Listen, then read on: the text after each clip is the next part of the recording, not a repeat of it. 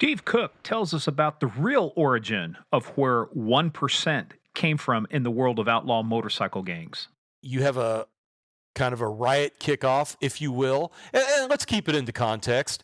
By 1940s standards, maybe a riot. By Ferguson or Minneapolis standards, probably not a riot. But what ends up happening is get a lot of California highway patrol called in. You get more bikers arrested, and you get the whole thing kind of quelled.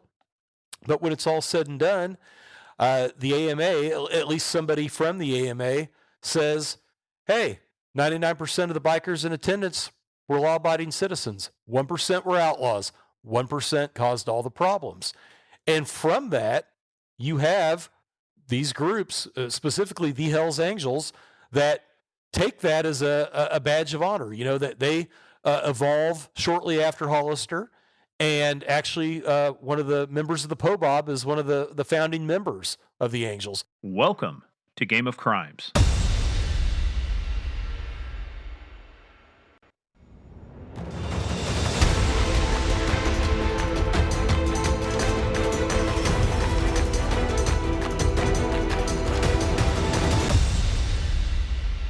Hey everybody, welcome back to Game of Crimes. I am the ultimate, most interesting host on the internet, Morgan Wright, here with a semi-interesting, almost famous co-host.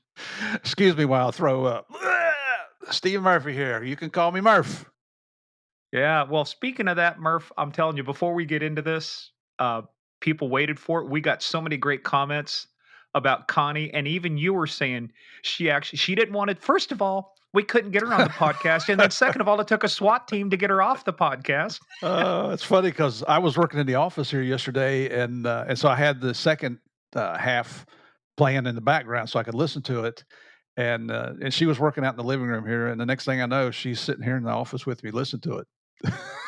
What'd she think? She's still shocked that anybody would even want to listen to it. But you're right. I made a list of some of the comments we've gotten on it, and I mean there were some really complimentary comments coming in. And some of my buddies on LinkedIn were chiming in and saying, "Hey, we all know it takes a special spouse to put up with our crap and keep the home fires burning." So a lot Well, of it takes good an comments. even more special one to put up with you. You're damn right. I'll be the first to admit that. But hey, not I everybody am gets a to live work in with. progress. Not everybody gets to live with a peach like me. Yeah.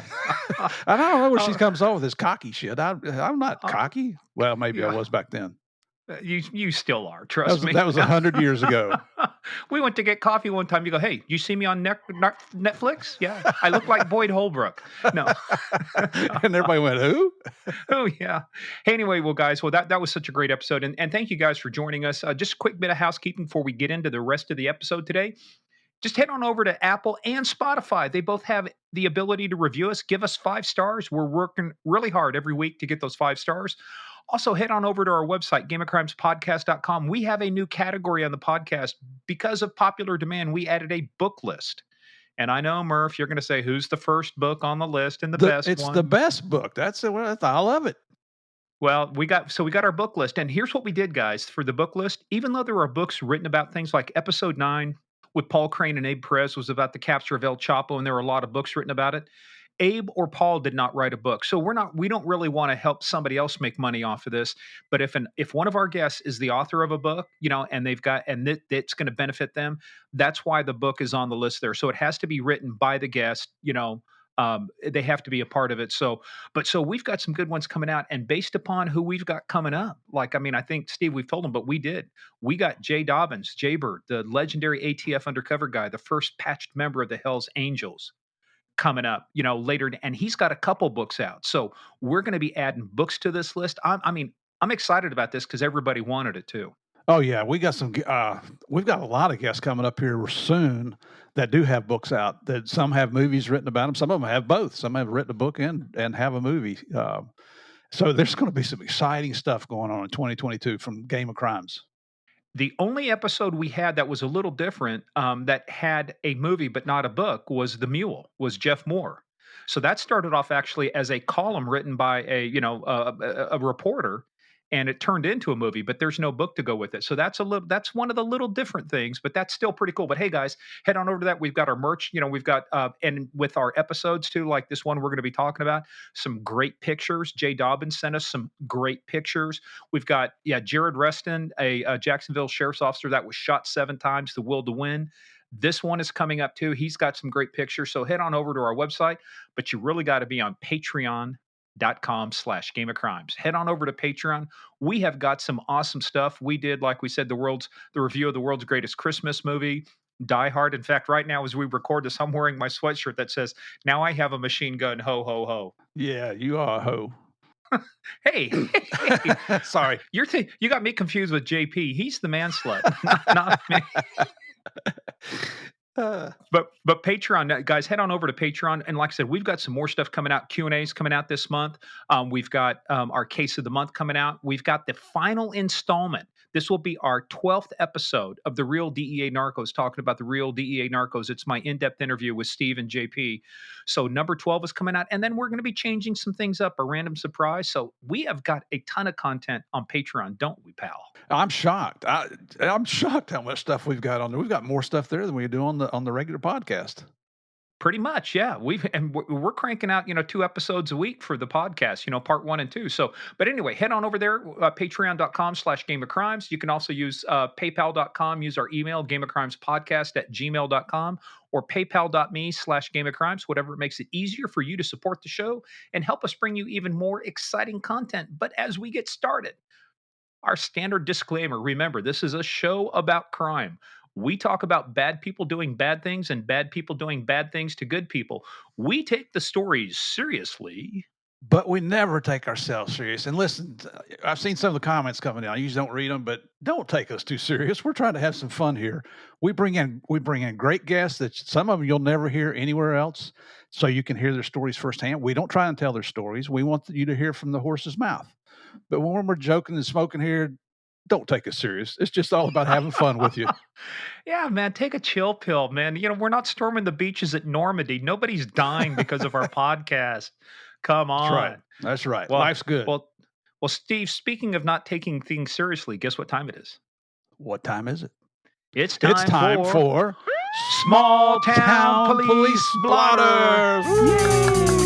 Hey, we've got some ones that have come from all of these come from our listeners this time. Perfect, So Brandon St. George came to us via the Facebook Messenger. Now, you'll see a headline out there that says, a crash leads to this guy's got his 6th, what's called operating while intoxicated charge for a Wausau man. So, Steve, this is in Wausau, I believe, Wisconsin. Let me see here. But anyway, a 50-year-old Wausau man is facing his 6th drunk driving charge. Which, okay, that sounds like standard, right? Investigation began when an officer was getting gas at a Quick Trip, was approached by a man who showed the officer a truck with his headlights in the ditch behind the gas station. The truck was unoccupied, but the officer does his investigation. He finds it. He finds this guy identified as Brian S. Carl, who returned to the scene with 4 other people, tried to attach a tow strap to the truck and pull it out. So when the officer started giving instructions for a field sobriety test, Carl said, "Don't yell at me because my wiener hurts, okay?" What, he drop his hot dog? I don't know, but he said the officer noted in his report that the topic of wieners had not come up. So this was a highly unusual statement to make at the time. No shock to everybody else. He tested twice the legal limit, was arrested, and taken to jail. Well, in most states, you hit that 3rd DUI, that's considered a felony, and you're Felony. gone for a while. This guy's number 6. Number 6. Well, hey, keeping the theme going of dealing with wieners, this one actually comes from Sherry Foster, who was episode 29. That's our girl. And she sent us one, and of course it comes from Florida. Everything has to come from Florida. Now, good stuff down here. Good stuff. In the day, I'm sure you arrested people like I did who said, you find them with drugs, you find them with a gun, they go, "That's not mine," right? Mm-hmm. And they might have a plausible explanation, right? Yeah, I've heard the story. That's just unbelievable. Not this time. Florida man's with drugs around his penis denies they were his. Florida authorities say they found cocaine and methamphetamine wrapped around a man's penis during a traffic stop, but the man denied the drugs were his. They stopped the vehicle without his lights on at 4 a.m. on Saturday. He was arrested on charges of DUI and marijuana possession. They found a gun under the passenger seat and while searching the car, and discovered the drugs while searching the passenger. The man said the drugs were not his, but didn't say who the drugs belonged to. Well, did they open a case for sexual assault? Because that man has been sexually assaulted. I'm telling you. I don't know. I would have told him, hey, they belong to somebody named Dick. Oh, well, I wish I had a drum here. Ba-dum-bum. Yeah, Dick. All right. Well, hey, this next one comes from way across the pond. This one comes from Sweden. And Therese, I won't use Therese's last name based on the request because Therese is currently a serving law enforcement officer with the Swedish National Police. Great. And may be coming over to the United States. But Therese says, hey, starts off by saying, I'm so proud to be a part of Swedish law enforcement. We absolutely are focusing on the important areas of crime fighting. Thank you for a great podcast. I love it. But then here's the story, Steve. Okay. 5 cartons of apples go missing. A burglary in a truck occurred in East Helsingborg last night. A truck driver who was sleeping in the vehicle alerted police that 5 cartons of apples were missing. The police have started the search, but no one has yet been arrested or suspected in the case. The case of the missing apples. Well, you know, I've been to Sweden. It is a beautiful country there. The people were so nice. Javier and I went over and spoke. And I hope that's the most serious crime you have there, is the case of the missing apples. You know what they say, an apple a day keeps the burglars away. So, Well, you know. Apparently. Well, now, Steve, it's time for What Year Was It? Woohoo! Just something I really look forward to all week long. Yeah, you've got the same record on this that Georgia has against Alabama. Oh, Sherry, you take him out. If you don't take him out, I will. So this one comes to us from the San Francisco Examiner on the 15th of February. You just have to tell me what year. It says dead burglar and live butler. A masked desperado shot to death in a California street residence. Frank J. Miller killed the thief, but was himself badly wounded. So this is the escape of 2 Confederates. But for the plucky fight of the wounded man, the robbers would have looted the home of J.L. Franklin. So Frank Miller is a butler in the home of J.L. Franklin. He was shot yesterday morning by a masked burglar. He killed the burglar week and a half days from a bullet wound in the neck. Miller fought the robber with tenacity and stubbornness from the very outset. It was a fierce, sharp struggle for life and liberty. Anyways, what happened is he was shot. He was able to grab the burglar, shoot him a few times, and it was over. The battle over, Miller with a bullet in his neck sank into unconsciousness, and on top of him lay the dying burglar. Wow, that's not modern day, because they'd never write it like that. No, and when the police reached the house, having been attracted by whistles blown by the frightened Franklin, the burglar gasped once or twice and was dead. So, I just gave you a clue. So what year was it? Was it February 15th, 1916, 1906, or 1896? You gave me a clue that I didn't pick up on a clue at all. So let's say 1916. And your record, like Georgia, remains intact. You are the undefeated, defeated. That's like I say, you can be a leader or a follower. I'm going to be the leader of the losers. It was 1896. I gave you a clue. Whistle, blew whistles. When did cops blow whistles? I don't know. You can blow anytime you want to. Oh, sorry. I should have said that. I'm sorry. That was crude and rude. I apologize, everyone. And socially unacceptable. Yes. Here we go. All right. So anyway, now, see right there. We just had some fun. It's okay to have fun. Nobody died. Nobody died. Right. Hey, so this next episode. So now teeing this up. So this next episode is going to be interesting. We've got a couple that are coming out. They're going to deal with outlaw motorcycle gangs. And then when we talk to Jay Dobbins, he really gets into talking about the case. But what we wanted to do, and something we've only done a couple times, like with Stephen Metelsky. We want to talk about the world of outlaw motorcycle gangs, and how they work and how they operate. And we were able, through our buddy Lou Veloza, you contacted Lou. Lou was episode 4. We're able to find somebody who has worked across all of these gangs, has worked with Lou, has worked with Jay. And the guy was just like Stephen Metelsky, man. Class is in session. The professor is in. We had a master's level course on outlaw biker gangs. Absolutely. And I was a cop for 38 years. I have zero experience with motorcycle gangs. So I'm way out of my element when we were trying to talk. But the way we met Steve Cook, our guest today, Lou Veloza knows Steve, and Steve was looking for guest instructors he's got his own training academy, which he's going to tell you about. And so he's going to bring Javier and I in to speak to a class here in 2022. And that's how we met. And as I'm telling him about the podcast, he started telling me about what he's doing. And that's how we came about bringing him on. Now, his experience is at least nationally renowned here in the United States, if not world renowned. He's all over the place. He's got some stuff going on TV, documentaries, TV shows. I mean, this guy's got it going on. It's impressive to hear what he's up to. Well, but the only way to hear him is we got to ask people, and I got to ask you, Murph, are you ready to play the biggest game of all? Actually, the biggest, baddest, most dangerous game of all, the game of crimes. Absolutely. And everybody get in, sit down, shut up, and hold on. Let's listen to Steve Cook and learn everything you can about outlaw motorcycle gangs.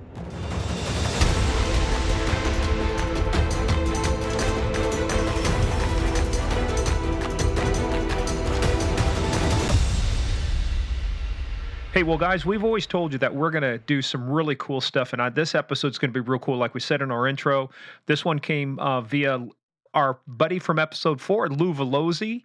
And we got to learn about Steve Cook this way. So, Steve Cook from somewhere in the Midwest, welcome to Game of Crimes.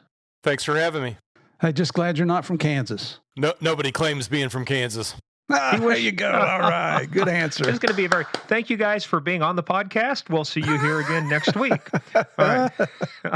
That's okay. I'll take that shit because you're from the state of misery. And 8 of the worst weeks of my life were spent at Fort Lost in the Woods, Missouri. So we know how fun the humidity is in misery. But hey, Steve, so as we do with everybody when we get started, let's talk about how the hell you got into law enforcement. Now, one thing, folks, that we're going to see is we're not going to tell you exactly where Steve works. He's just in the Kansas City metro area. We just, some of the work he does, we just got to keep it on the down low. But hey, Steve, take it from there. Just tell us, like growing up and stuff, how the hell, what made you decide to get into law enforcement other than your 14 arrests by the time you were 18? Well, I can tell you, I had no desire to be a cop whatsoever. My father was a police chief, so you can kind of imagine how that went growing up. My older brother was a cop over in Kansas City. My uncle was a cop, and I guess you wouldn't say he was, I don't know what you'd call him. I had another relative that was a cop, but I'm not really sure. He was kind of by marriage, not blood, so I'm not really sure what you would call him, but he was a cop also, so I had him all around me. That was the last thing I wanted to do. I was a street racer. I used to go out. I had a 89 Mustang GT convertible, nitrous oxide, all the bells and whistles.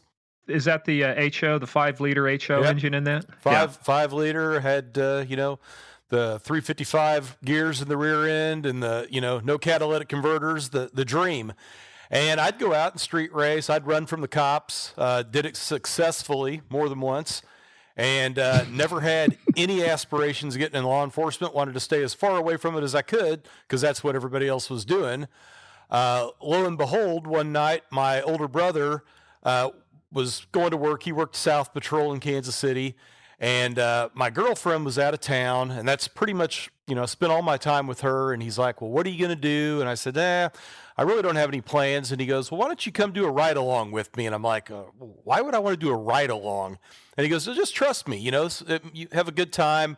I'll buy dinner, which, how that goes. He didn't buy shit. He's a cop. We got it for free, but that's a whole other story. So I decided, yeah, okay, I'll go. Well, wait a minute. He may have got it for free, but I bet you he made you pay half of what it would have cost, right? Oh no, he popped for McDonald's. I mean, you can't argue with that. So we go out and I'm riding along, and they put out a robbery at a 7-Eleven. I don't know if you're familiar with those, but they're kind of like quick trips and different things. Oh no, we got like a ton of them out here. Yeah, AKA stop and robs. Stop and robs. So they put out an armed robbery, and we're out in the area driving around, and sees this guy walking down the street, and I don't think anything of it, and all of a sudden he whips a bitch real quick, and the guy takes off running on foot, and he's out after him, and I'm sitting in the car, and I'm listening to the police radio and all this drama going on, and I'm starting to get a little bit of an adrenaline pump, kind of like I did when I was racing cars. And I thought, wow, this is kind of cool. So he drags this guy back to the car, locks him up, and then we ended up going on a few other interesting, encounters over the course of the night. And I mean, by the time the shift was wrapped, I was hooked. I thought, I think I might be able to get behind this. I can drive fast with my lights on or without, and nobody's going to be chasing me. And I can kind of, do what I do. And I consider myself a pretty damn good driver. So, lo and behold, next thing you know, he got me a job working at the city jail down at Kansas City, Missouri, and kind of the rest is history, I'd say. Steve, Murph, this sounds so familiar because we just talked to Jared Reston, and the one thing he said one of the reasons he became a cop because he could drive fast and not get tickets. That's exactly right. The secret is out. The secret is out, folks.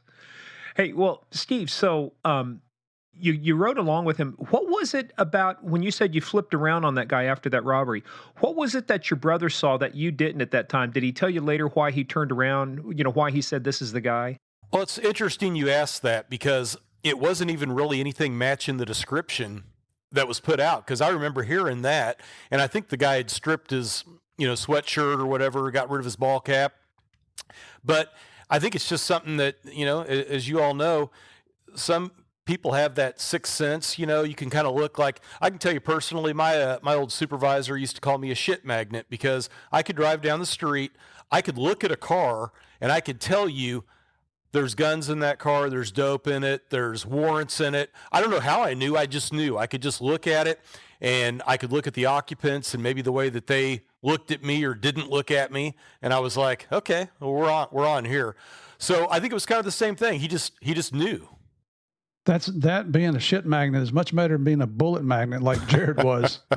This guy got shot 7 times. This guy we talked to yesterday, he should be on the episode after you shot 7 times, but yeah, he just attracts lead, even though you shouldn't be attracting it like that. But no, Steve, that's actually very interesting too, because a lot of times too, you think about through your work, it's you look at the people will drive past you, and some people are like, oh, it's the cops, and some of them when they're frozen with fear, start getting the tells, right? You start looking at people, go, yeah, you're getting pulled over, pal. I don't know what you're going to jail for, but there's something in that car. But that was the Kansas. Now this is not profiling, so don't anybody get any ideas out there. We didn't just mention good police race, work. sex, anything. It's the look in people's eyes. It's just the way they respond. Or it's like the one time somebody they saw the cop, saw me sitting there, state trooper, just drove right through a stoplight because they were so worried about what I was going to do. And I'm like, why I'm pulling you over, right? So, but hey, Steve, well, now later on, we're going to be talking about motorcycles, but during this time, you said you were doing street racers. Did you have an interest in motorcycles at that time? Not at all. I never rode dirt bikes. I was never interested in riding motorcycles. I honestly can't even really tell you. I guess just investigating motorcycle gangs is what made me interested in motorcycles. I think it was kind of one of those things is I figured if this is the path that I'm going to travel, I probably ought to understand it a little bit better. And if I'm going to go the places that they're at, probably going to look a lot better showing up on a bike than in a car. So I think for, basic, purpose, that's how it happened. Yeah, because you're not going to show up to some of these places on a Honda or a Kawasaki or a Yamaha. So you got to be riding the hog, the big Harley. So, well, let's go from there then. So you decided that, hey, this is something I want to do. So how did you go about, did you stay in the same place where your dad was chief at? Did you go somewhere different? No, I stayed at the same place. Was he chief when you got on? No, he'd been gone for the department for quite some time, and he actually ran a private security company at the time I got into law enforcement. So what was the application process like going through there? Did the people hold it against you that you were the chief's son coming through, or did that help you? Yeah, I don't think it helped or hurt. There weren't a lot of guys still around that had been there, but I think the few that were, they liked him. He was a solid guy. He was, pretty easygoing. So I don't think that was a problem for me. I think, the big problem is the whole process to get hired in the first place. I mean, we can't give the job away nowadays, but when I applied, there was like 250 applicants for one position. And it was, wow. It was extremely competitive. Nowadays we get 50 applicants for 15 positions, and honestly, half of them don't work out right from the start. Well, yeah, the majority of them really. Yeah, you take the best 15 of 50 doesn't mean those 15 are going to be good cops. It just means that they're the best of the pool you were offered. Yeah, they have the least problems out of all of them. So, yeah. So you got on the police department. So what was it like? You know, you start off because you're on a police department. You start off on the street. So what was it like when you finally got the uniform, finally got the car? You know, gone went through the academy, all that good stuff. How long? What was your training program like there at the police department? Was it, you know, back in the day when you got on? Was it pretty rigorous and stuff, or was it more just kind of like OJT? Well, I mean, yeah, your field training officer, which I think is still pretty standard across the board with every place. But you went through your break-in period with your training officer, and you either made it or you didn't. And there's a lot of people that don't. I've always struggled with that concept because 99% of this is common sense. I mean, it really is. And sure, there's geography issues and report writing issues and things like that. But the job itself really isn't that difficult. You got to be able to deal with people and you got to be able to problem solve. And that's what most of it is. And most of this stuff, if you do it right, you can diffuse, de escalate, most individuals and make them do what you want them to do. Yeah, because people think, oh, you just want to make arrests. No, if you know how much paperwork was involved in arrests, you really don't want to make an arrest unless you have to. Because I don't know about you, but Murph, I imagine even when you were back there, and I'm going to say it right this time, Bluefield, West Virginia, aka Krusty Woohoo! Krab. That's like a first right there. Yeah, but well, I said it because Connie said in the episode 30 we just dropped. By the way, she's getting a lot of great reviews on that. She said she didn't like people making fun of West Virginia, so I listened to that part of it. So I'm going to lay off for just a little while till I make sure she's not listening to the podcast. But but it was time. I mean, people think literally it's the truth. It's like you would make an arrest like for DUI or something else, and the people would beat you out of this jail and out of the station before you're even done with the paperwork. I'm sure you went through that even with DEA, right? Oh, unfortunately. And you're right. It's like that. And unfortunately, there's just so many misconceptions. I mean, you could go down a whole different rabbit hole on law enforcement as far as what people, perceive to be the truth and what is actually the truth about, what the job is. Yeah, because what is perceived as real for a lot of folks, and so they'll watch something on TV and they go, "Well, you guys can't do that." And I think it was Sherry Foster, Murph, when we talked with her, she was saying that there was this belief in the UC community when they were working UC cases that if they asked you if you were a cop 3 times and you said no, then that was entrapment. It's like, oh, really? But you keep on believing that. That's going to work out good for you. Absolutely. We don't target the smartest people, do we? Well, and it's unfortunately it's the painting with the broad brush syndrome, because I couldn't even count the number of times I've had someone accuse me of, oh, you're a racist cop. And it's like, if you really had any idea the kind of shit that I've done, put myself through, sacrifices I've made that I didn't have to do by targeting motorcycle gang members, white supremacists, militia type people that actually to this day, there's people that, if they could get a crack at me, they would take it. And it's like, for you to make a statement like that, it just shows your ignorance. And the fact that, you talk about people judging people, you're judging somebody with zero facts to back it up. And, I think for my purpose, I mean, you shrug it off like you do anything else, but that's probably the most insulting part of the job, is that people make assumptions without any, knowing anything about, what you've actually done. Well, it's just it's a convenient argument that, they know nothing about us. And I love it when, people say, oh, you're a racist. You don't like black and brown people. Like, before you tell me that about the brown people, you might want to look at my background here, because both of my daughters are from South America. They're adopted. I don't think I'm racist. Maybe I am, but I'm racist against stupid people.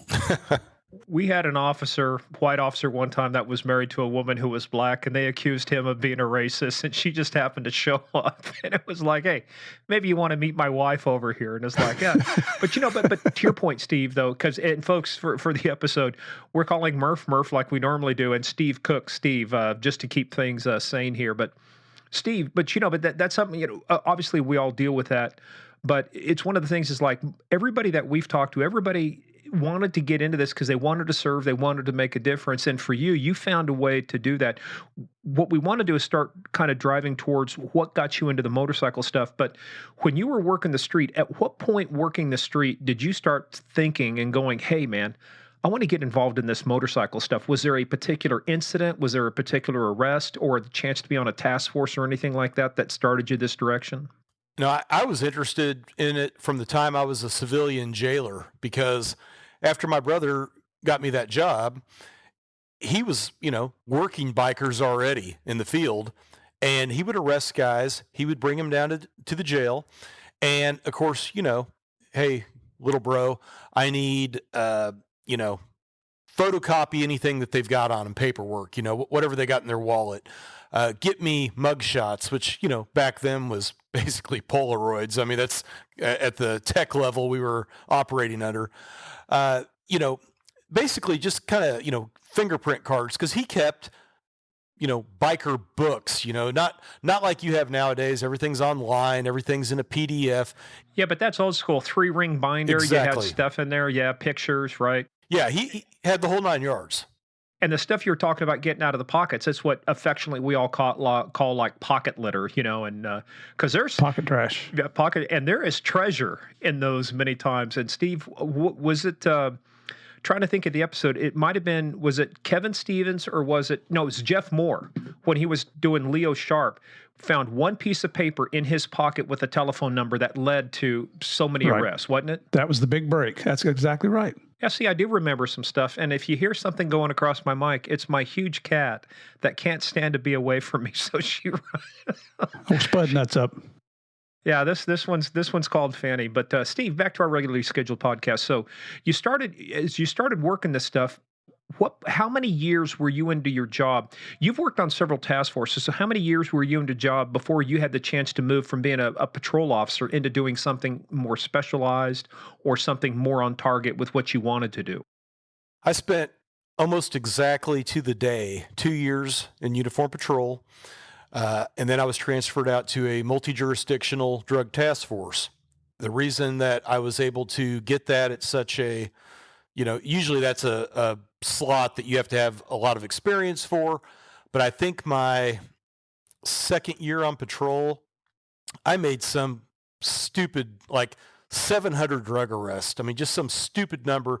And take that with somewhat a grain of salt because a lot of them were misdemeanor. You catch somebody with a, quarter gram of meth or a couple of ounces of marijuana or something. But, you're still making constant drug arrest, which means your drug unit is getting, sources and, informants, search warrants, things like that. So I had made so many drug arrests that when we went to the interview, they were just like, well, I mean, what else are we going to do? I mean, how can we not take this person? Their self-initiation alone shows us, the work ethic. So that got me out there, and I ended up spending a little over 6.5 years on that task force.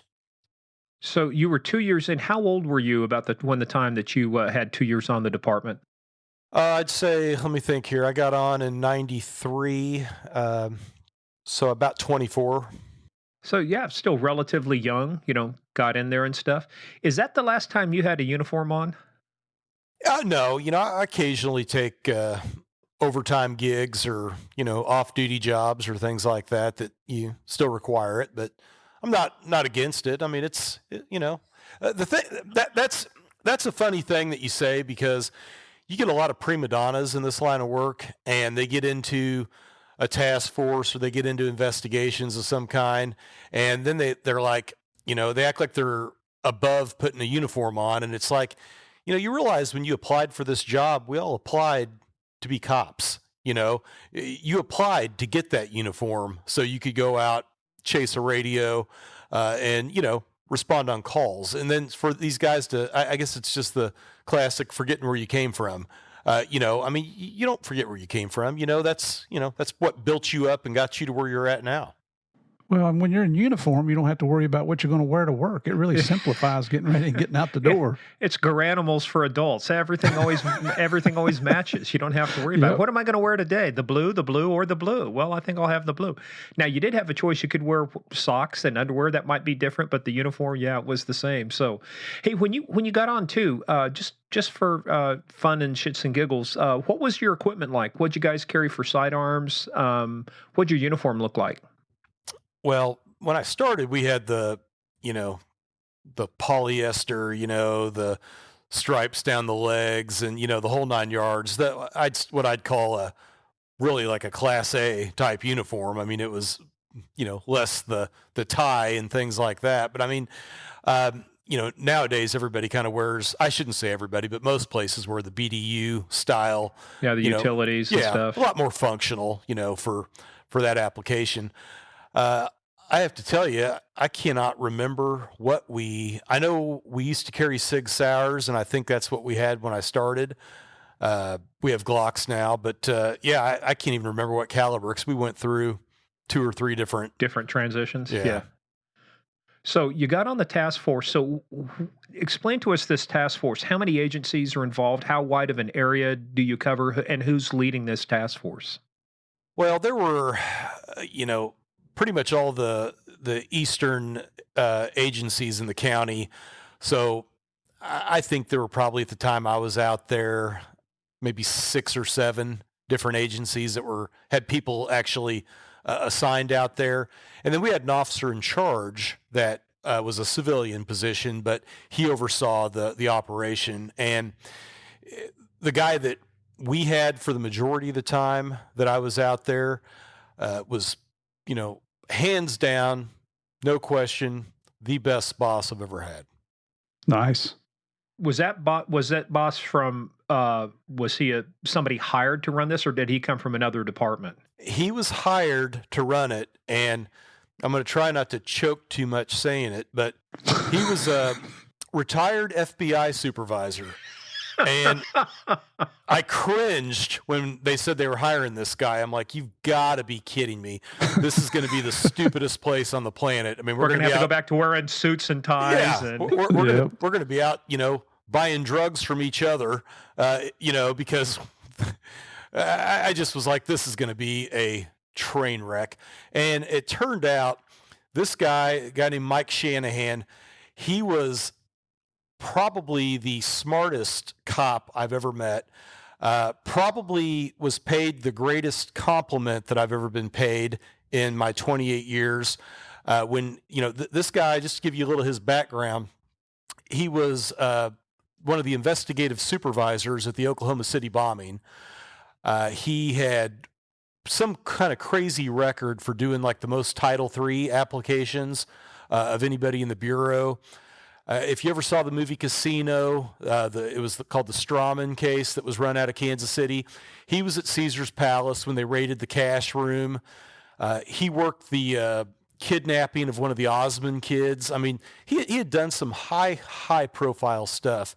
And I never forget it. One day he told me, he said, you know what? He goes, you were better of an investigator than any agent I've ever had work for me.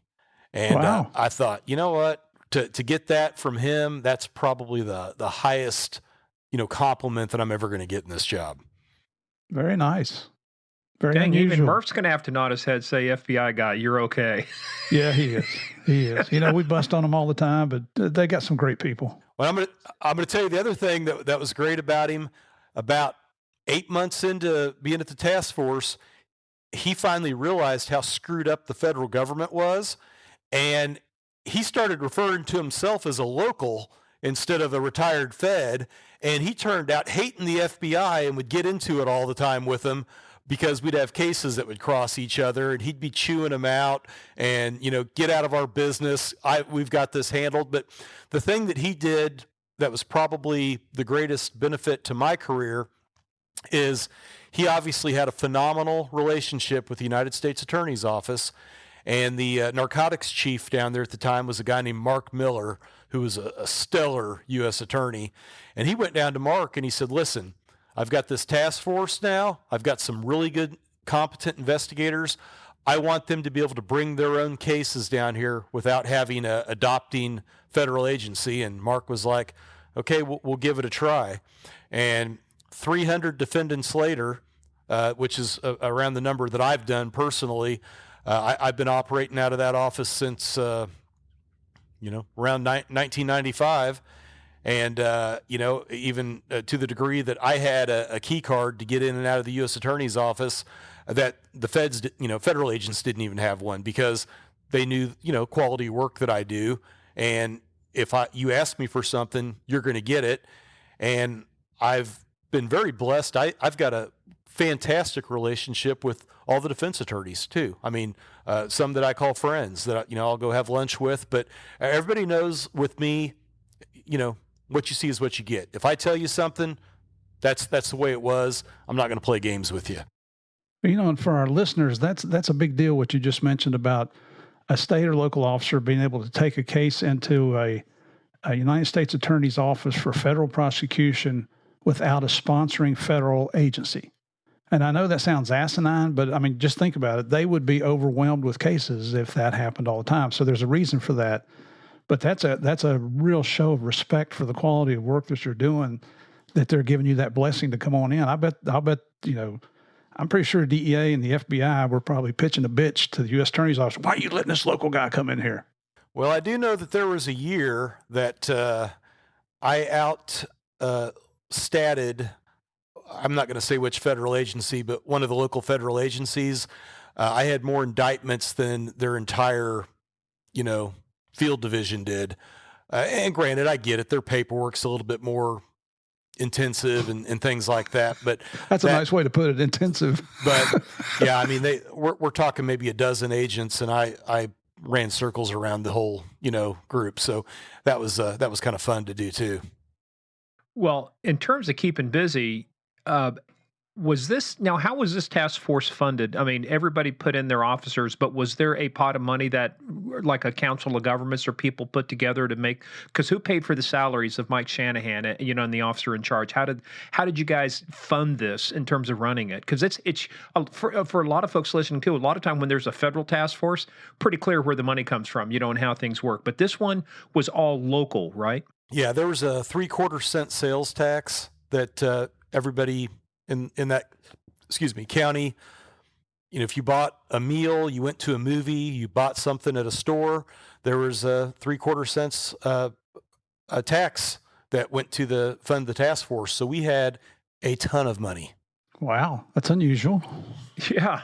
Most of the time you're begging for money or having to adopt, take seizures and, sell things, and, fund it that way. So that's actually, and having a tax base like that, because that ensures anybody who's visiting the area, even if they're not local, everybody's participating, in funding this task force, including many of the people you arrested, because I'm sure many of them bought shit in your area and paid the tax. Mm-hmm. Hey, I pay your wages. Oh, okay. Yes, you do. But thank you very much. Yeah, thank you very much. Thank you. Hey, so Steve, so you did that for 6.5 years.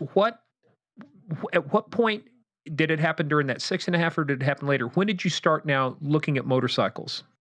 I pretty much did that from day one. I've always had, like I said, ever since I was in the jail, that kind of got the fire lit. And from that time on, I just started, educating myself and, knowing that a lot of times training's hard to come by. I started sending myself to training, and I looked at it, I'm not a college graduate. So I kind of looked at it as the same way as, what?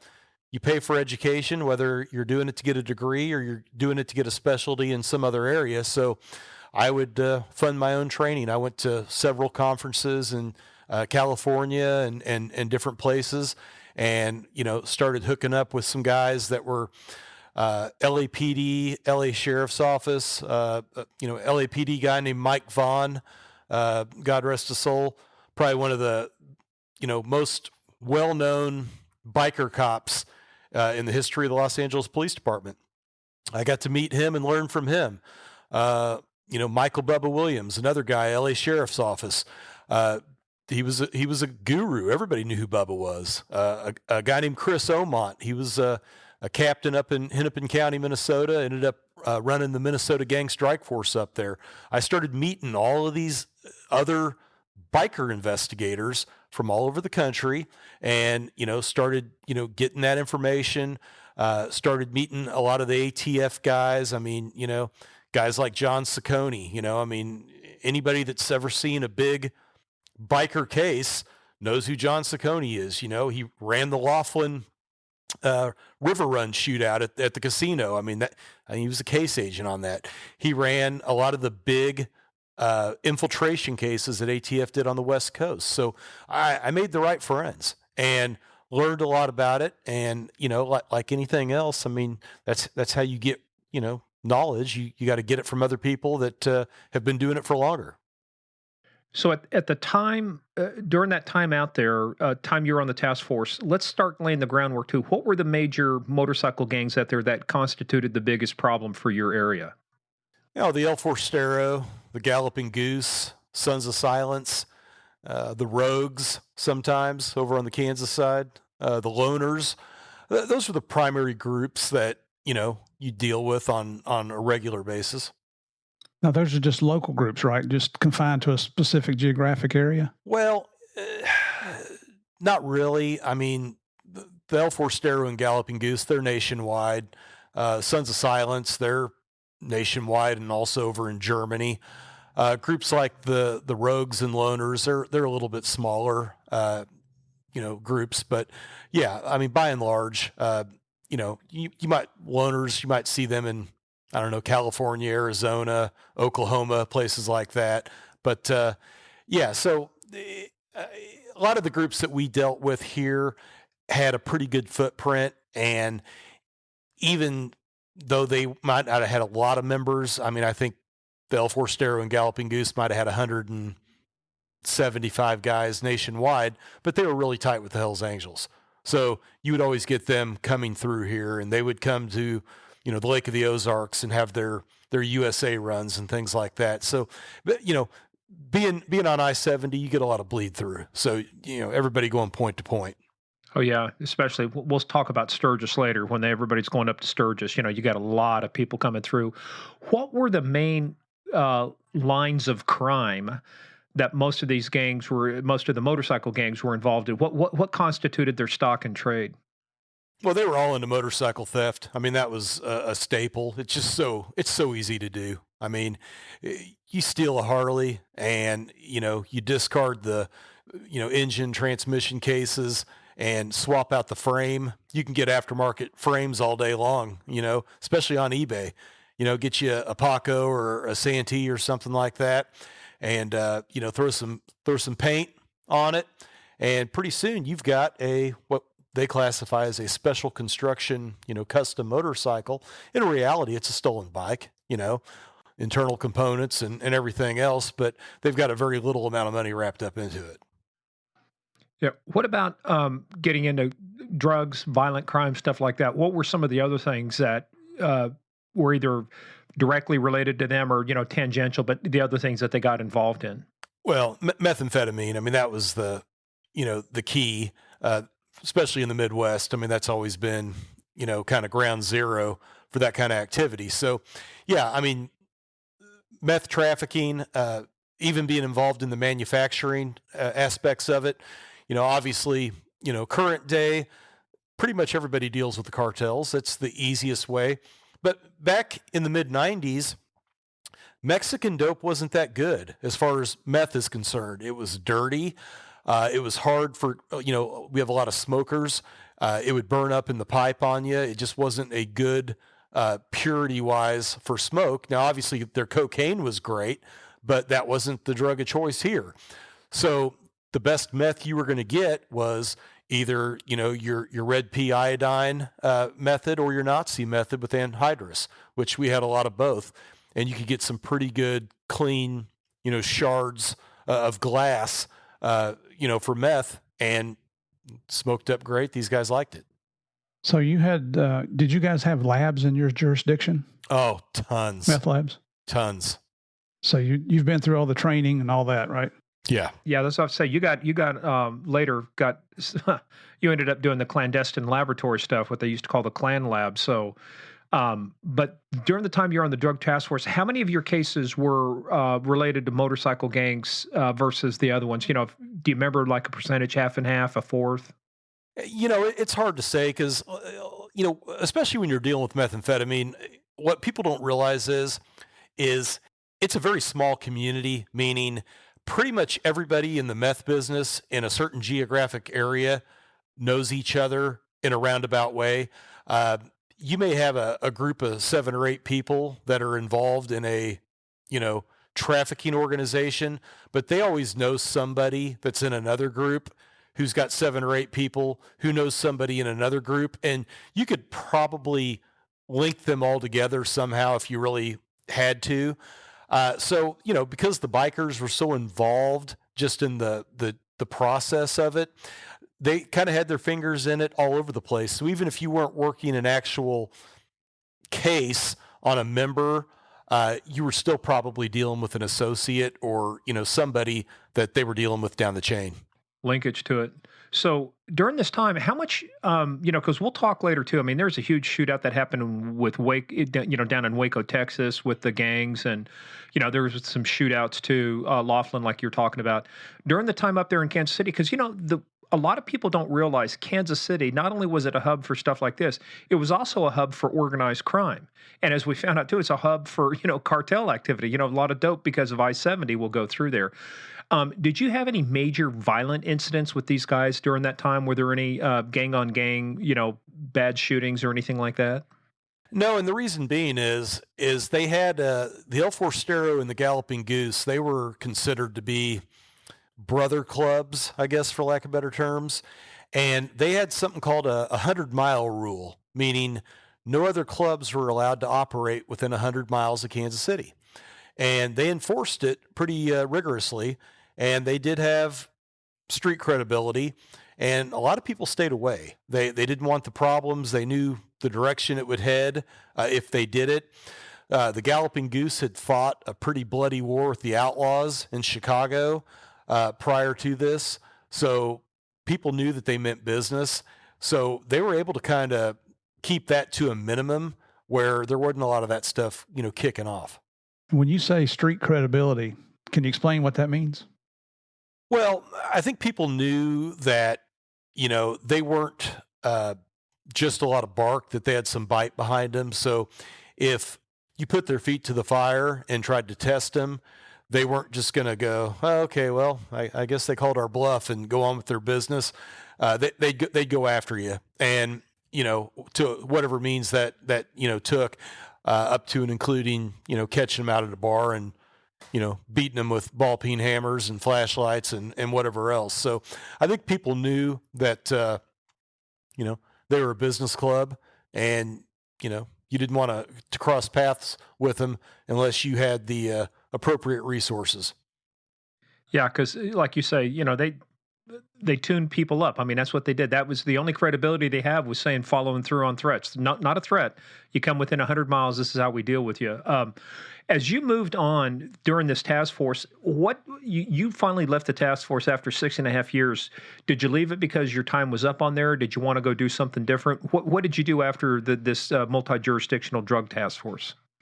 Yeah, time limit was approaching an end, and just found an opportunity to get stay in investigations, but go to another division basically. So that's essentially what I did. Had to go through a process and everything, and get a selection process, and ultimately that occurred. So I was able to kind of transition into a more traditional role, but still stay involved. But a traditional role on the police department where you were employed at? Correct. So, what kind of stuff did you work on during that time? Did you maintain your gang focus and motorcycle gang focus and keep working on that? Yeah, I've done that throughout. I've always kind of sometimes more officially than other times. It just how things go. It's with anything in law enforcement. We always call it the flavor of the week. What's the hot button item? Is it terrorism this week? Is it street gangs? Is it stolen autos? Whatever the problem area is, seems that's where the resources get directed. But I've always, continued to do that. And that's a lot of the reason why I ultimately, started my own, my own business where I was doing training, consulting, things like that, because through that, obviously it allowed me to keep active, keep involved, keep attending training, as well as, giving training, and, kind of network with other investigators. So from the time that you started task force, now you're back into your, like say, more of a traditional role. That's been about what now? 2 years on, 6.5 years on the task force. So you're about 8.5, 9 years in, right? Yeah, roughly. Yeah. During that time, what kind of things did you start to see changing with the motorcycle gangs? I mean, did things start changing over that period of time? Were they focusing now on different things? You're also getting close to 9/11. Things are going to change the focus, like you say, on terrorism and stuff like that. So, what's starting to change in your world as it relates to motorcycles? Oddly enough, things didn't really change a lot until really, over the last decade, I'd say, is when things have kind of dramatically, and, it seems like year to year, things just continue to evolve into areas that you never thought that they would. And, I'll just take an opportunity to touch on it because it's obviously the hot, button topic right now. And of course, we all hear about it 1,000 times more than we care to hear about it. But, with COVID, while the entire world was shutting their doors, for lack of better terms, and just kind of, staying in, these guys continued business as usual. If anything, they recruited more, and they continued to expand, continued to grow. And from an opportunity standpoint, between the civil unrest across the country that we had with the Antifa and, the rioting and all the nonsense going on, that totally redirected police resources. Then you had everybody wanting to defund the police, so that caused additional issues. And then you had COVID. So it was like several gifts just thrown at these guys to where nobody's paying any attention to us at all.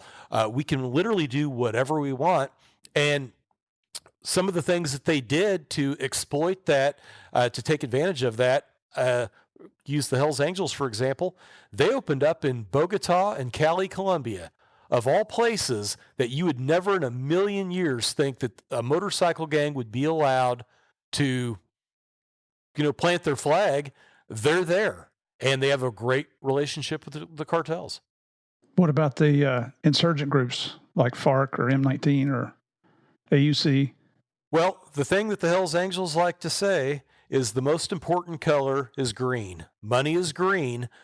So they'll deal with anybody. It doesn't really matter. They don't necessarily have to like your geopolitical stance on things or, what you might be involved in. If you have money and there's a way to exploit that, they'll deal with them. And that includes dealing with the Crips, the Bloods, whoever else. It doesn't matter. Individual members can still hold their, white supremacy values or beliefs. But, again, let's not kid ourselves. The almighty dollar always wins out.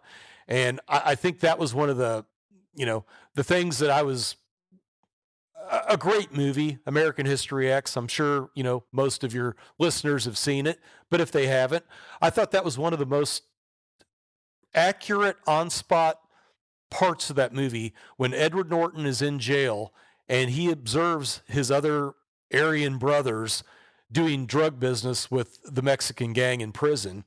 And he's like, what are you guys doing? Basically you're violating the code, the oath. And these guys laughed at him because the light bulb came on for him. It's like, these guys don't believe in any of this shit.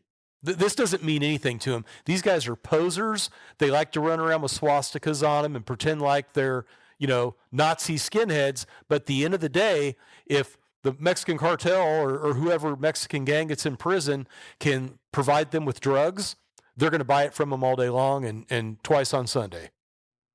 Well, yeah, it's the mighty, hey, it's all about capitalism, comrade. I'll tell you the one thing that they still might tick off, Steve. I still think the law is the same way down in Bogota, in it that you have to have the license plate number on the back of your helmet, and you have to wear a vest with it on there.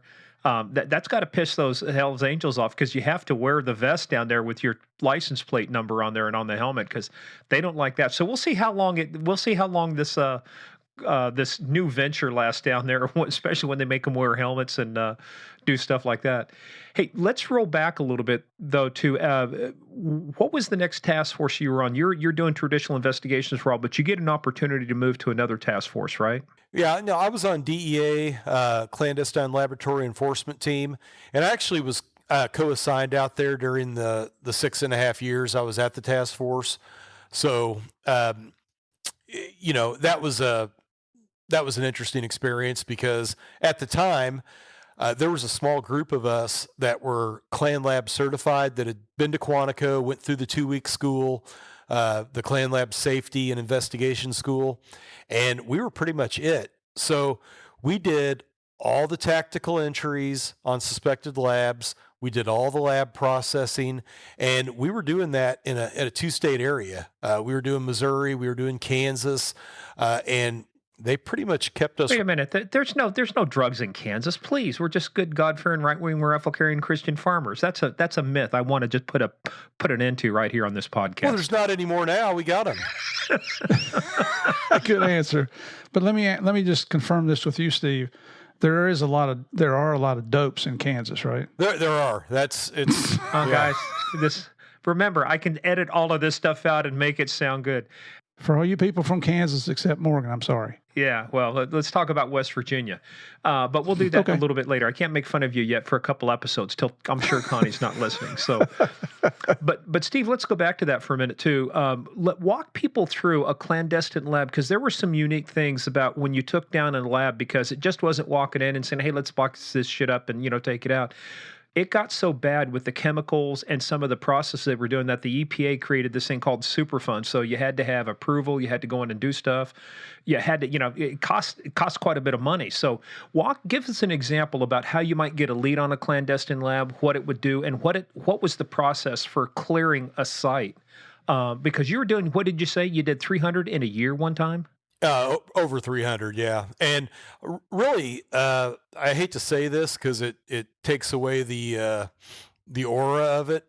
The mystique. Yeah. The mystique. But we really didn't have to do a whole lot of investigation because they were catching on fire and blowing up so often that, they were easy to find.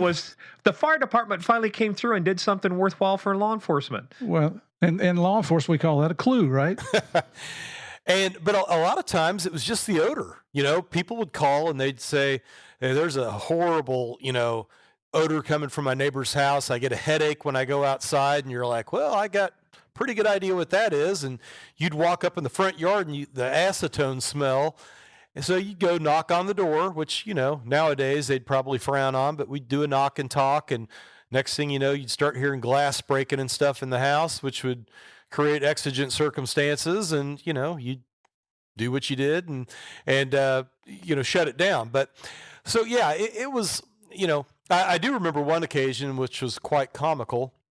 We were running so hard that we just didn't have time to do anything. It was all reactive. So apparently an individual had called the police several times on their neighbor, saying, "Hey, there's a meth lab. There's a meth lab." And of course, they never sent anybody because they didn't have anybody to send. It was just too busy. So finally, the neighbor went out and spray painted meth lab on the guy's garage, and the guy still kept doing it. But it ended up on Good Morning America. Somebody took a picture and sent it in, and it ended up on there. But eventually, the house did catch fire, and we got to it. And I had the case and, indicted the guy and put him in federal prison. So, but yeah, it was pretty comical. So what's the process, though, for cleaning a place when you go in there? Kind of give everybody an idea of what it takes to clean a place once you're in there.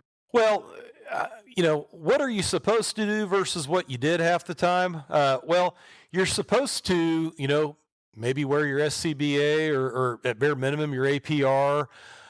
go in there and, do an air quality test and all that good stuff.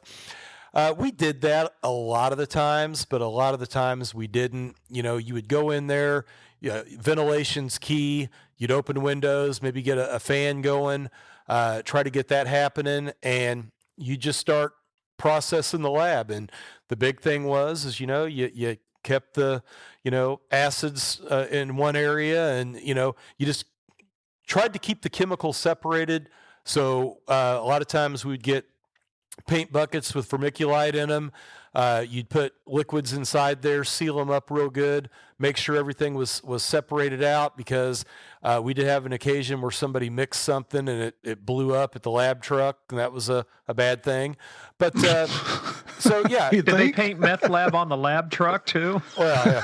So you just had to be careful, and of course, pH and stuff, taking your representative samples of your two-stage liquids and things like that. So there was a lot of moving parts, but again, there was a lot of, myself included, but there was a lot of laziness. I mean, I had a group supervisor at DEA that would pick up a jar, and he'd hold it up, about a foot away from his nose, and he'd wave his hand over the top of it just to get a little odor off, and he'd go, "Oh yeah, that's muriatic acid, or that's acetone, or that's," and you're like, "Oh, that's probably not good for you."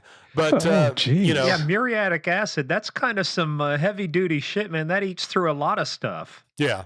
So I mean, it's we all do dumb things, and a lot of times you look back and you're shocked that you survived. So it's, Well, but you guys were operating at such a high tempo. After a while, it's kind of like, I mean, if you did hate to say it this way, but if you did everything they told you to do, you'd never get anything done, because you've got the next one rolling in and the next one rolling in. I mean, a lot of this too, right, was you were just getting slammed. I mean, to do over 300 in a year, by my math and Murph's math, there's only 365 days in a year. It's like, when's your time off? When's your downtime? When do you go home and see family? When do you take a crap? Well, yeah, you're exactly right. And for, all intensive purposes, it's like being at war. I mean, I'm not trying to underscore by saying that what people do overseas, but I'm just saying, as far as a campaign, if you will, where you're 24/7 around the clock committed to something, you're combating something, it doesn't end. It doesn't stop. You don't get to say, okay, well, we're just not going to do anything this weekend because they're not going to stop making dope. They're not going to stop committing violence against one another. So you just kind of have to, work through it and go. Was that one incident, is that the only time you ever had an explosion at a lab? Yeah, I mean, as far as something that we screwed up and did, I think that was the only time. I've never been in one that, blew up while we were inside of it or anything like that.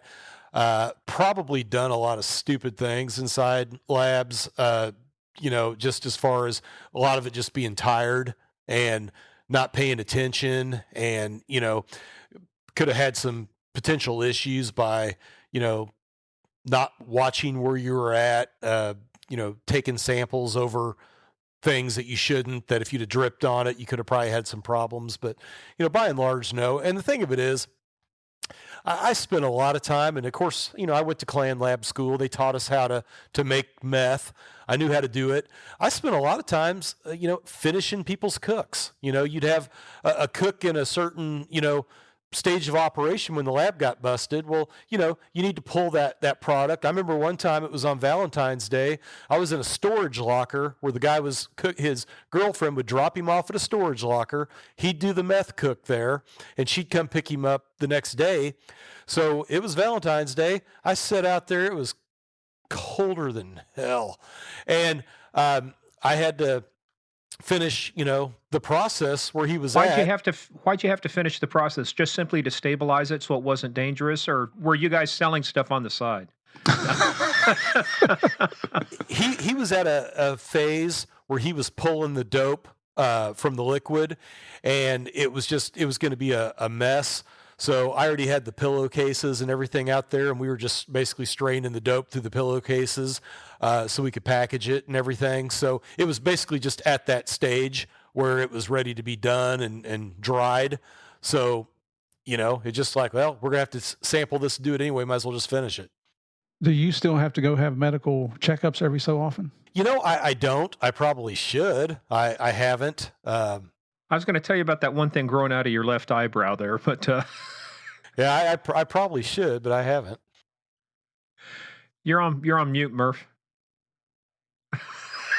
Sorry, it makes you forget whether you're on mute or not. Yeah. I was saying it makes your beard turn white. Yeah, well, it does that too. So do kids and wives. But we won't go too far there. Hey, but Steve, what's the average cost to clean up a lab back in the day when you were there? I mean, because you had a specialized company that had to come in and do it. What kind of cost are you looking at for one of those things? I remember we used a company out of Chicago. I think it was Advanced Scientific and Chemical, and if memory serves me right, it was like $6,000 just for them to turn the ignition on the truck to start heading our way. And it got so bad that they got so tired of coming out here that they just left people out here because they're like, well, they're just going to call again and again and again. So it just got to be ridiculous. So they just, kept people out there. Yeah, and that was a thing too. Like I said, the EPA gets involved with this. You got to get authorization, clean these sites up. How long did you do the Clan Lab stuff? Because that's got to wear on you. I mean, that's such a high op tempo. You burn the candle at both ends. You burn out twice as fast. How long did you last? I did it the whole 6.5 years I was out there. I worked labs, and I did undercover at the same time too. So sometimes I did undercover while I was cleaning up a lab. That's a fun story too. Oh, yeah, because you could legitimately tell your guy, hey, man, I'm just finishing up a cook right now. I'm straining it. Here's what I'm doing, because you really were doing that. So, well, give us an example of a UC case. You're working a UC case while you're finishing up a guy's cook. I'm at a house. I'm cleaning the lab up, and these two mutts come and knock on the front door. So I answer the door, and they're like, hey, is Bruce here? And I said, no, piss off. We're busy. And they're like, are you guys cooking? And I'm like, who are you? Like, what do you need to know? And they're like, well, we just want to get something. And I go, yeah, and we're not close to done. So as I'm talking to them, I can smell them, and they reek of marijuana. And I said, you guys got any bud? And he's like, yeah, I've got a bunch. And then the other idiot pops up and goes, and I've got shrooms. And I said, well, get them. And let's, while we're waiting, let's do something. They're like, all right. So they walk back to the car and get their stuff. Well, I forget that there's a detective, plainclothes detective with his gun and badge on his belt, standing in the living room of the house. And I walk these guys up the stairs right past him. They look right at him. And I said, hey, say hi to my Uncle Dave. And they're like, hey, Uncle Dave. And they don't even register. And they walk on down the hallway to the bedroom. They both sell me dope. And then I said, hey, Dave, come back here. He comes back here. And I'm like, hey, dum-dums, we're the police. And they're like, what? And I said, yeah. And we arrest them. You can't do that. That's entrapment. Yeah. It's like having Cheech and Chong there. But, there's a reason they call it dope. And I mean, I'll tell you another quick story. We raided a house one time. I was on the front porch of the house wearing a raid jacket that said police on it. I think it was a DEA raid jacket, as a matter of fact. And some guy pulls up in his car. I was out front, I think smoking a cigarette or something, which I don't usually do unless somebody else has one. I'm one of those smokers. If you got a cigarette, I'll smoke one, but I don't want to spend my money on it. And he comes walking up and he's like, hey, so-and-so here? And I'm like, well, what do you need? And he's like, I need to get a sack. And I go, you got money? Yeah. So he gives me $150. And I'm like, all right. And then I arrest him. And he's like, what are you doing? And I'm like, what do you mean, what am I doing? What are you doing? I'm in a raid jacket. yeah, I'm like, you see my coat? And he's like, oh. And I'm like, yeah, oh. This is, I mean, you're not good at this, bro. You gotta find something else. Shit up, right? Yeah, you got to find something else. Oh my gosh, so much I thought fun. you were the Department of Energy. I saw Yeah, the DEA. I don't Department know of what the A Energy. stands Yeah. for. Yeah, or the drug enforcement. We're here to weigh your dope. Make sure you're in compliance with the new tax stamp law. Might have There you done a go. scam like that one time. So, Steve, but 6.5 years, you said your time is running out. You go back to the department. During this time, have things changed much in the motorcycle gang in terms of, the gangs, in terms of the things they're focusing on, or is it pretty static? And then let's start walking through, because where we're taking everybody is Steve has just got a wealth of knowledge on where the motorcycle gangs were and where they are today. So what we kind of do is kind of walk you through the metamorphosis of these gangs, how they changed and why they changed. When do you start seeing a change in how the gangs start doing business? I think to really accurately answer that, you kind of have to start at the beginning, unfortunately. And, a lot of people We're probably not don't, going back to diapers, are we? not to diapers, but I think a lot of people don't really understand. And I fight this fight to this day, not only with the general public, but with a lot of cops. You'll mention motorcycle gangs, you'll mention the Hells Angels, and they'll go, "Are those guys still around?" And I'll, like, what do you? Are they still around? They're bigger and more powerful than they've ever been in history. Yeah, I'd say they're still around, but I think there's just this misconception that these guys are, oh yeah, they were a thing back in the 60s, but these guys aren't really doing anything now, or they're not really around now.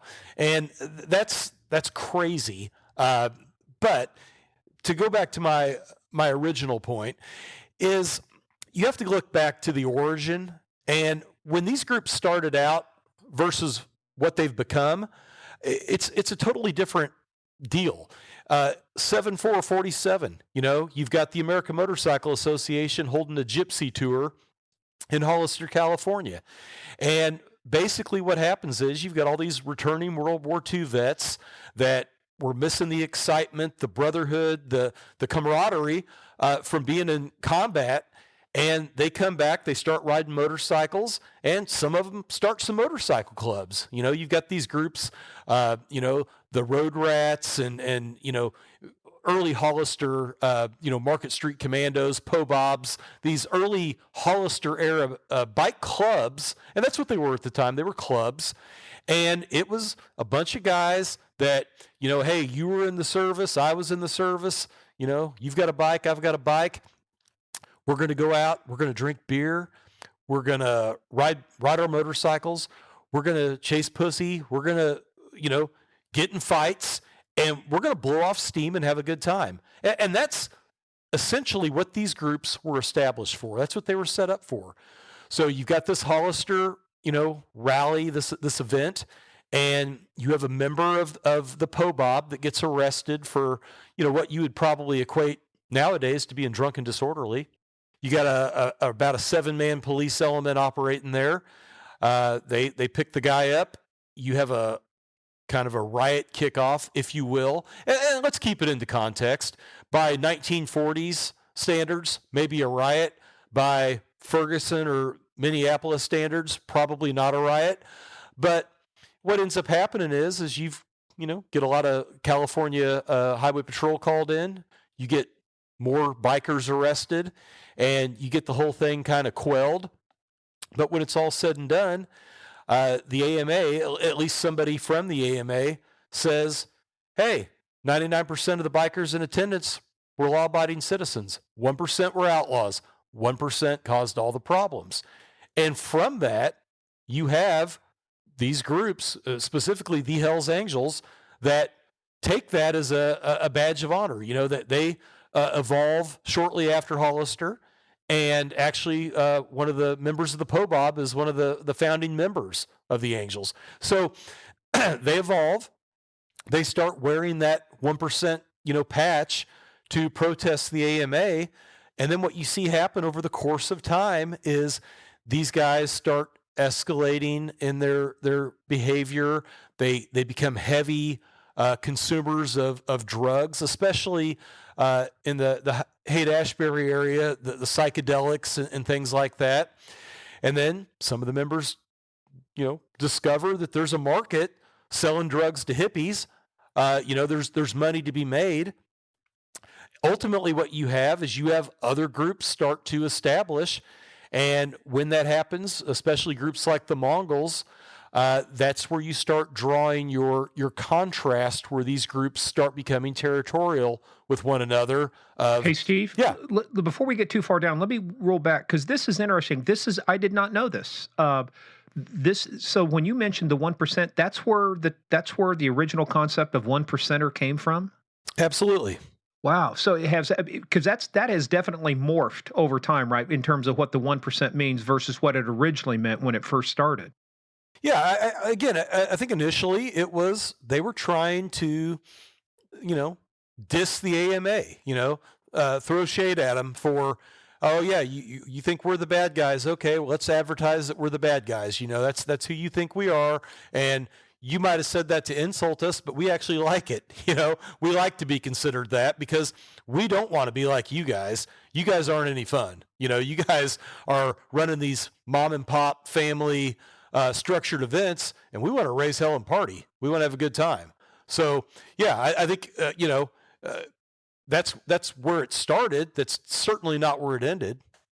So, I mean, because this is interesting too, because I think a lot of people just assume motorcycle gangs started. Well, it started with Hell's Angels, and they were criminals from the start. And it's like, no, you go back, take a look at the history. And I'm glad you took us back because where it started from and where it is now, like you say, just complete worlds apart. So, continue on, Professor. Class is in session. Oh, this is good too. So, what you start seeing is and I'll just use, the Angels are a very good business model to operate off of. Nobody's done this better than them. They have, to their credit, they have done a very good job at marketing, self-promotion, and, setting themselves up successfully to where they can operate and function at a high level. But when they started out, they did not really accept Hispanics into the gang. That was just, kind of not the thing. They do now. It's not an issue whatsoever. But initially, when it started out, so you've got the Mongols. They come on the scene. Well, they were, predominantly Hispanic, not completely, but predominantly. You have this, rocker war, for lack of better terms, kick off. The Hells Angels wear a California bottom rocker. Mongols wear a SoCal bottom rocker, which eventually becomes a California bottom rocker. So they're competing over territory, who gets to claim the state. And what happens is, ultimately these guys go to war against each other. It's been going on since, at least the 70s. They went to war with each other. And what happens is wars are expensive. You have to be able to fund a war. Well, what better way to fund it than through proceeds of crime, selling drugs? Can you go back and explain what you're talking about when you say bottom rocker?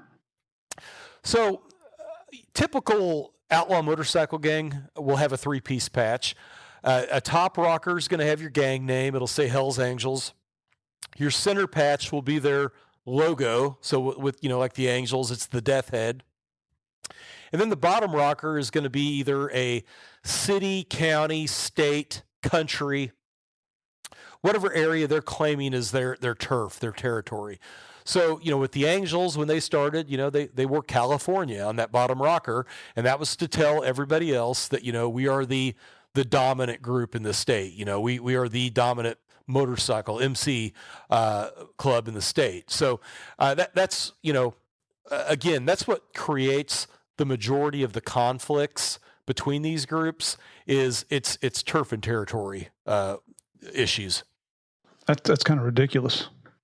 Well, but you bring up, Murph, kind of that point though is like, we think about things today and go, well, that's just, why are these guys arguing over that? But that, for them, that starts becoming a source of pride. That becomes an issue of territory.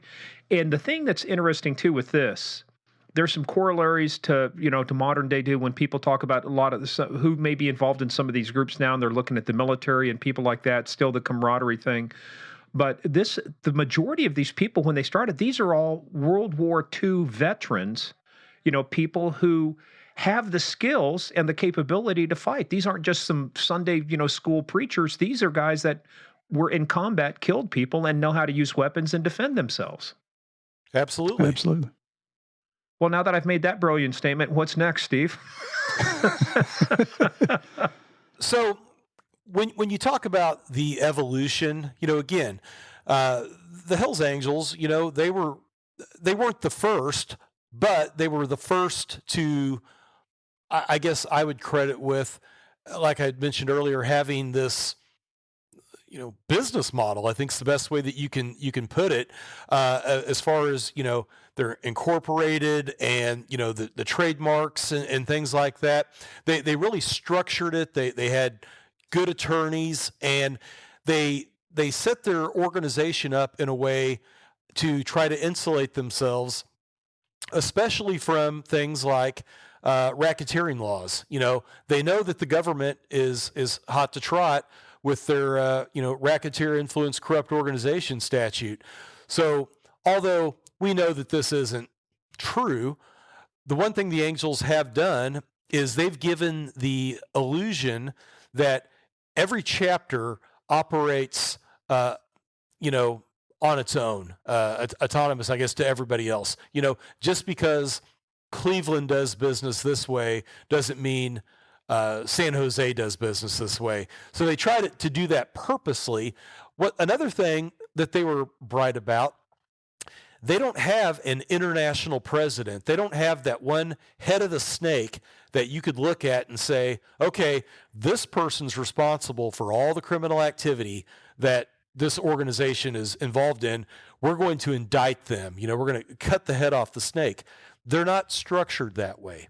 So where a lot of other groups have made that mistake and continue to make that mistake, the Angels are very bright about that, because there's not one. Now, you may be able to target them at a local level, at a charter by charter level, and go after the chapter president and the hierarchy in that regard, but you're never going to get to the international hierarchy because they're smarter than that. Do they have that international? I mean, unofficially, how do they set the rules for all chapters to follow? So what they do is, like in the United States, for example, the Angels are set up East Coast and West Coast. So the East Coast is Omaha, Nebraska, east. West Coast is Denver, Colorado, to the west. So what they'll do is they will have East Coast officer meetings and West Coast officer meetings. They have a chair that oversees, like an East Coast chair and a West Coast chair, that kind of oversees those meetings. But each charter is supposed to send 2 officers to the meeting. So whether it's a president, vice president, or a sergeant at arms and a treasurer, they'll have these 2 people there. But what the Angels do is they operate kind of off a one man, one vote structure. So everybody in the club is supposed to have a vote as far as how things go. So they're fairly democratic in that regard, but they also, again, I think that keeps them from having to have that one decision maker, that one person that says, we are going to do things this way.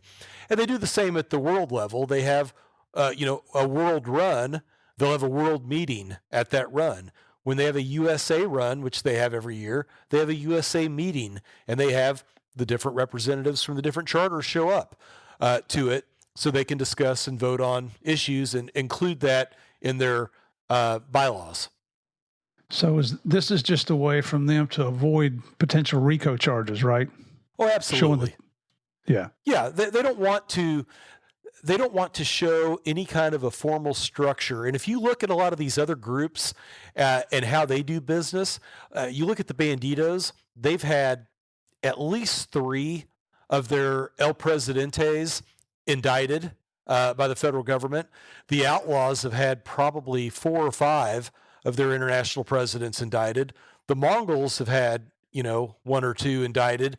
So, you look at the groups that do that, it's really a pretty easy target, because if I'm the person overseeing an entire organization in 13 different states and they're carrying on an active war with a rival gang, how am I going to sit back and say, well, I didn't know what these guys were doing? You're in charge. If you don't, here's the thing. From a federal prosecution standpoint, and especially from a United States district judge's standpoint, they're going to say, you're either lying or you're incompetent. You pick, but either way, you're still guilty because you allowed this to happen. You didn't do anything to stop it. Well, and the fact that you're talking about them going international, that's not just a member of the Hells Angels decides, hey, I'm going to go open a chapter in Brussels or Bogota, like you said. It has to come from somewhere, the leadership from somewhere. Yeah, it's got to be voted on. Everybody's got to vote on it and agree that that's a move that they want to make, because a lot of times there's collateral damage that comes with it. A lot of times they say, yeah, we're going to move into this area, but we recognize that we're probably going to have to fight X, Y, or Z to do it. Is that something that we're willing to do? Because that doesn't, it affects us financially as an organization, but it also, it's going to take lives potentially.